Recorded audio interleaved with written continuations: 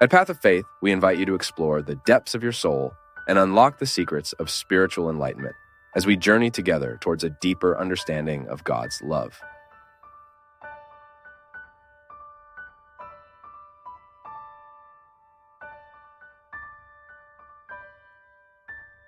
The choices we make, the way we choose to educate our children, the choice we make in how we govern our home, all of this is determinant for our future satisfaction or dissatisfaction.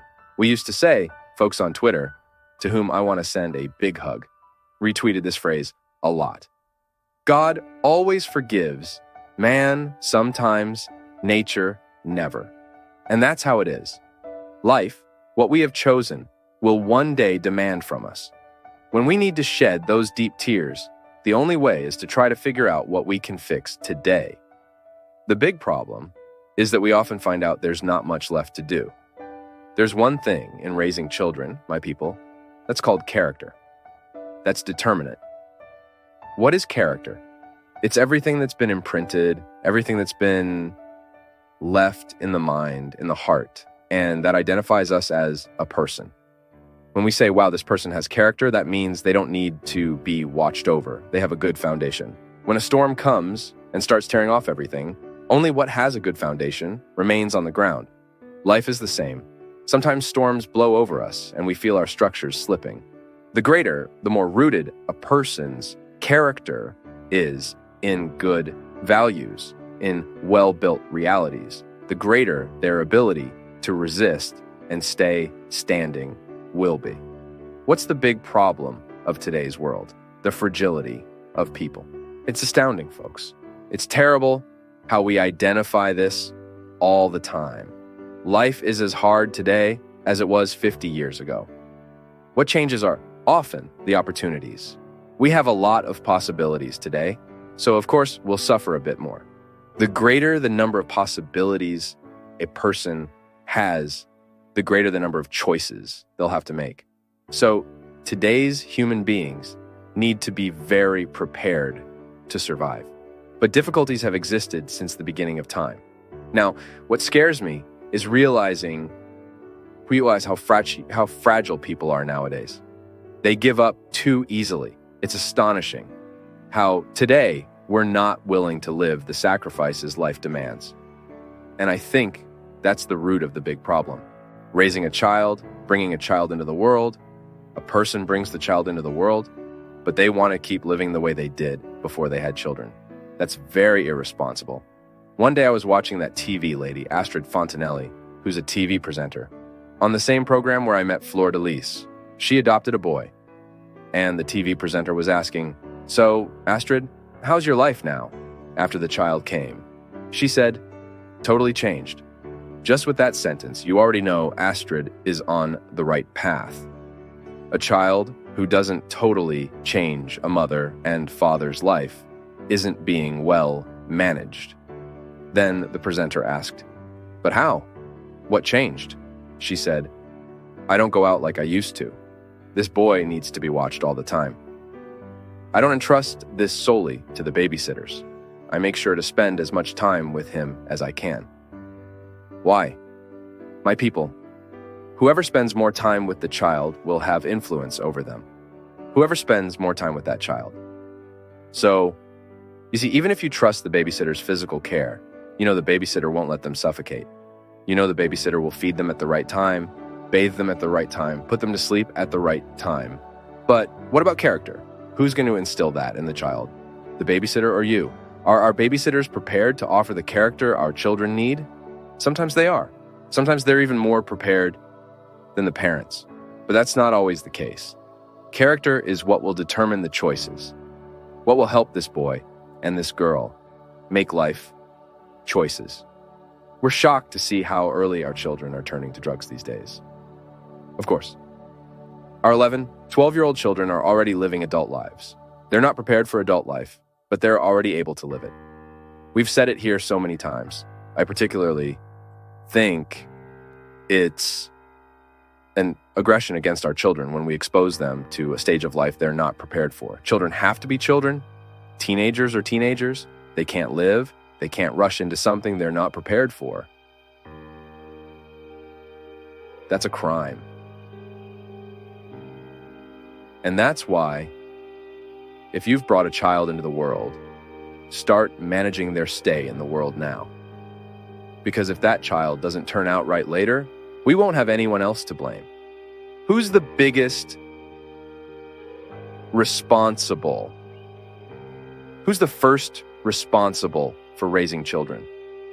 It's the father and mother.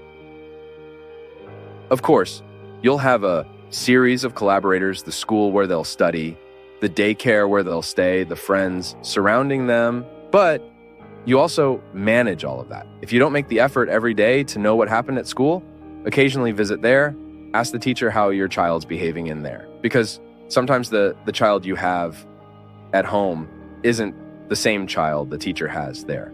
Sometimes there's a big difference. Is the home extending to the school? Is the school extending to the home? Not always. Sometimes we have differences. So it's necessary for those who brought the child into the world to manage all of this, because otherwise they'll cry later. Oh, we'll have to set limits for this child. Set them. It's better to set them now than regret not doing so later. Then the child becomes too fragile at 18, at 20. We mentioned last week about the woman priest. You talk about those who are into drugs. You talk about those who are into prostitution, but you don't talk about those who are into laziness. It's true. Laziness today is a terrible thing. Why? Because it's directly linked to fragility.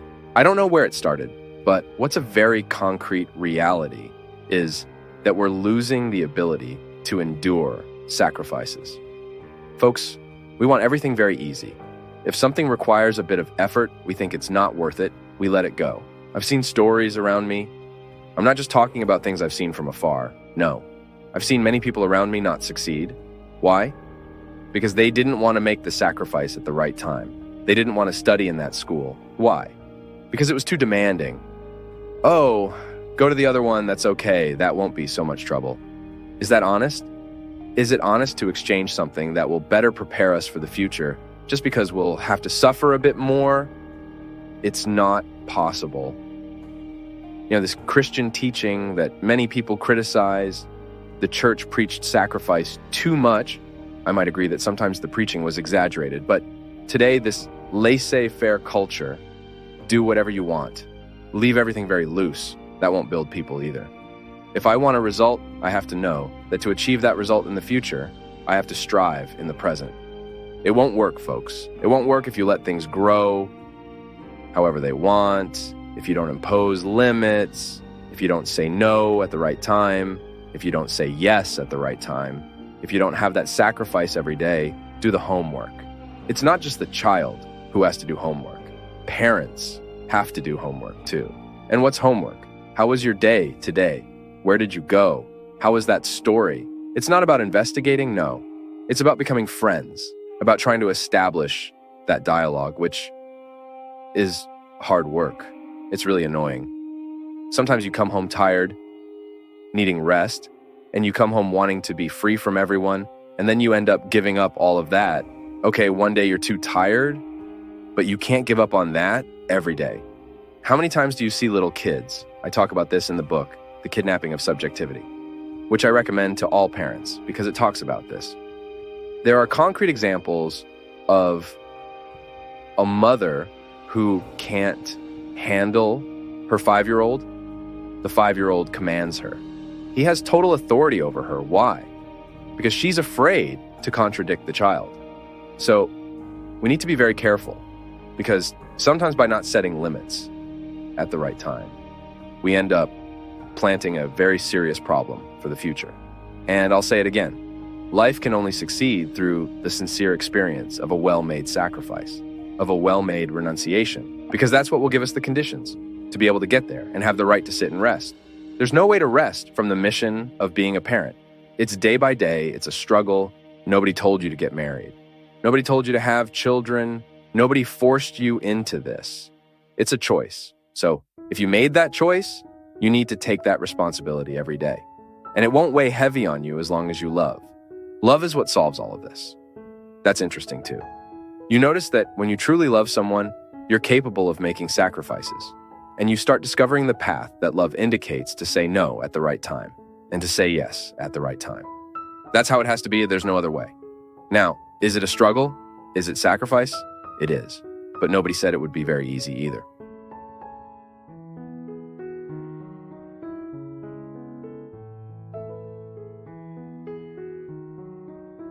A good portion of our disappointments stem from the understanding that people should act towards us exactly as we act towards them.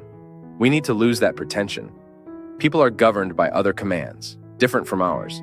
The secret is to continue offering the best of ourselves to others, even if it's not always reciprocal. I know this is a commonplace. You've probably thought about it a lot.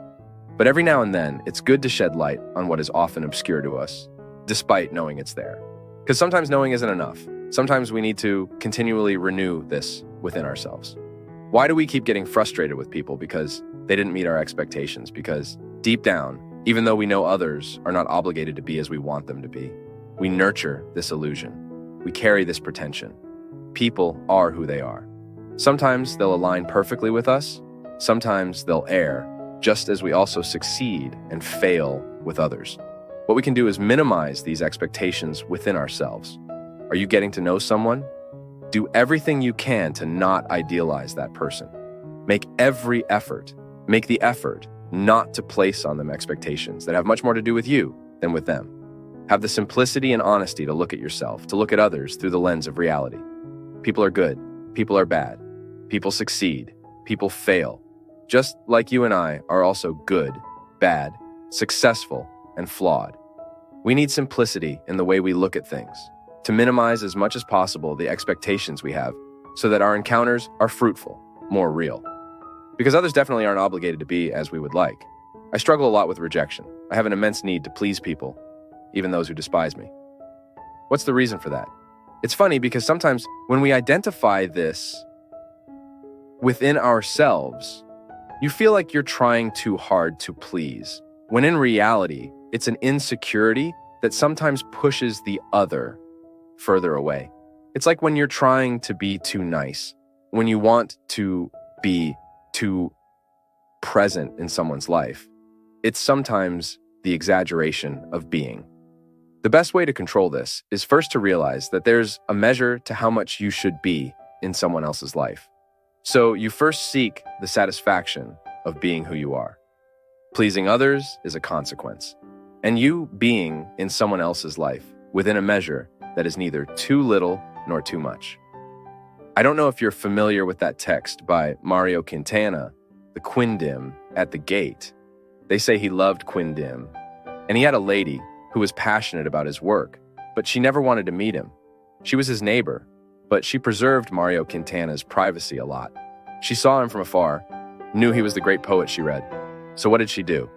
She found out about his taste for Quindim, and she started leaving Quindims at the gate.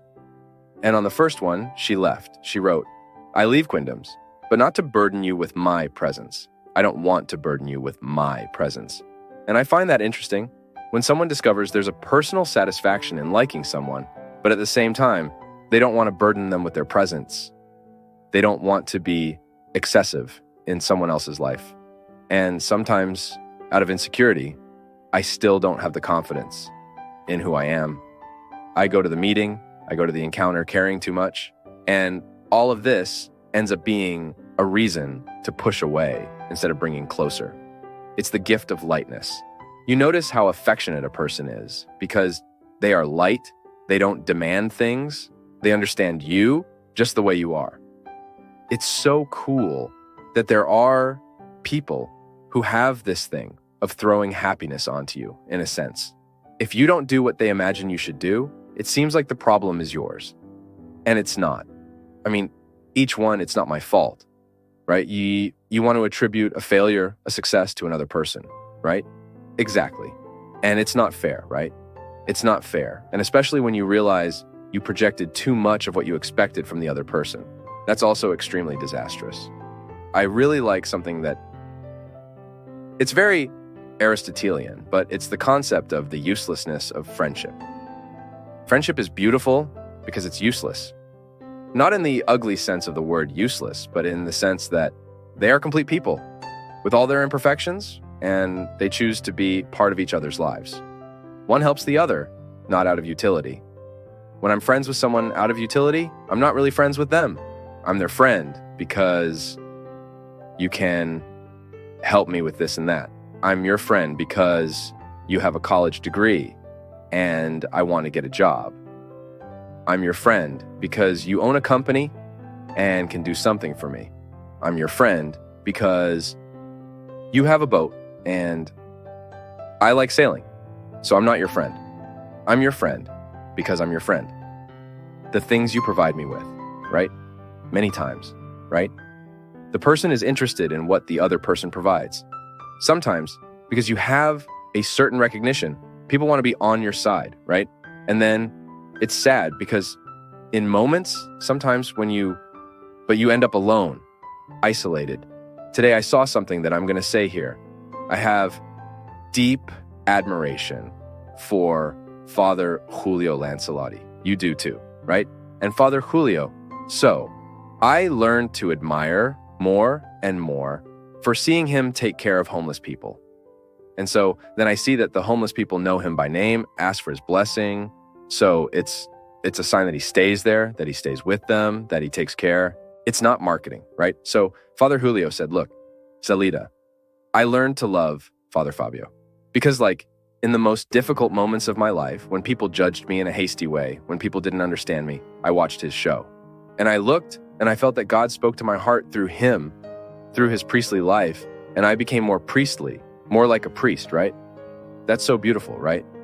And the affectionate way that the Lord treated, I'll throw confetti at you. But one of the things I find most beautiful about your way of speaking about the Word of God is when you talk about that sinful woman who knew she was going to die, who was condemned, and that Jesus, in that magnificent way, looked deep into her eyes, didn't challenge the law, didn't say anything, just gave a detail of love. Let him who is without sin cast the first stone. That's beautiful.